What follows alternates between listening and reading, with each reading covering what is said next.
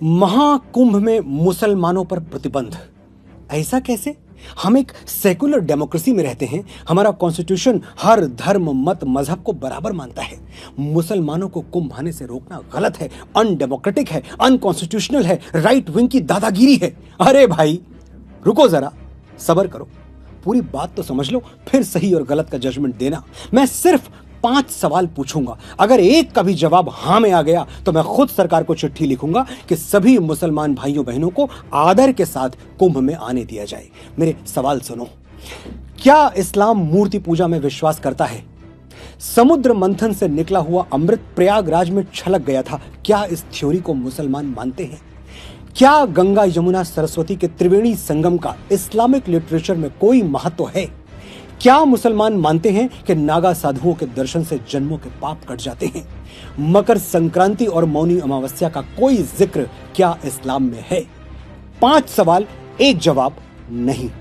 तो फिर मेरे भाई, तुम्हारे लिए कुंभ एक पिकनिक स्पॉट से ज्यादा कोई वैल्यू नहीं रखता, और तुम्हारी ये पिकनिक हमारे लिए 12 वर्षों की लंबी प्रतीक्षा है।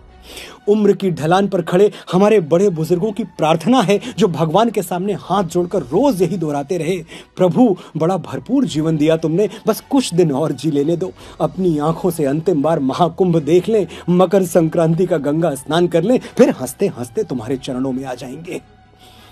चाहते क्या हो तुम? जो थोड़ी बहुत पवित्रता हम सनातनी बचा पाए हैं वो भी दूषित हो जाए?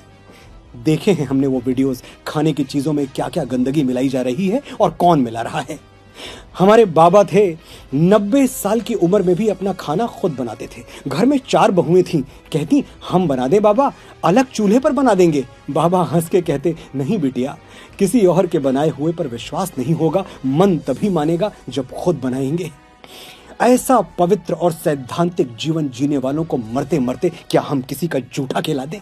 जिस गंगा के जल में डुबकी लगा के वो निष्पाप होने आए हैं, उसी जल से शुद्धता का विश्वास छीन ले? लिबरल बनने के लिए, 4 सूडो सेकुलर दोस्तों में वाहवाही लूटने के लिए हम अपने साधु संतों, ऋषियों, मुनियों और बड़े बूढ़ों की तपस्या खतरे में डाल दें? क्षमा कीजिएगा, हमसे नहीं हो पाएगा। हम इतने कट्टर तो नहीं हैं कि तुम्हारी तरह मक्का के बाहर साइन बोर्ड लगा दें, मक्का ओनली फॉर मुस्लिम्स।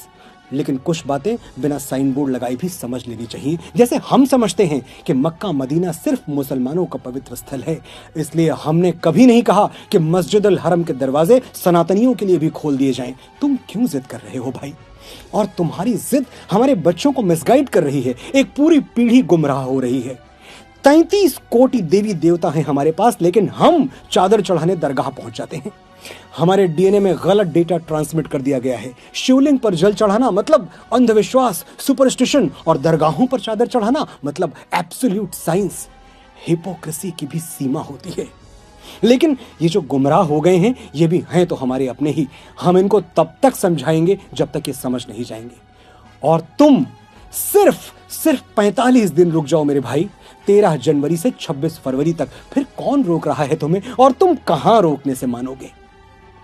हर साल रामनवमी, दशहरा, दुर्गा पूजा हम हाथ जोड़ के विनती करते हैं, हमारी शोभा यात्राएं अपने इलाके से शांतिपूर्वक निकल जाने दो। तुम कहां मानते हो? तुम्हारी छतें पत्थर उगलने लगती हैं।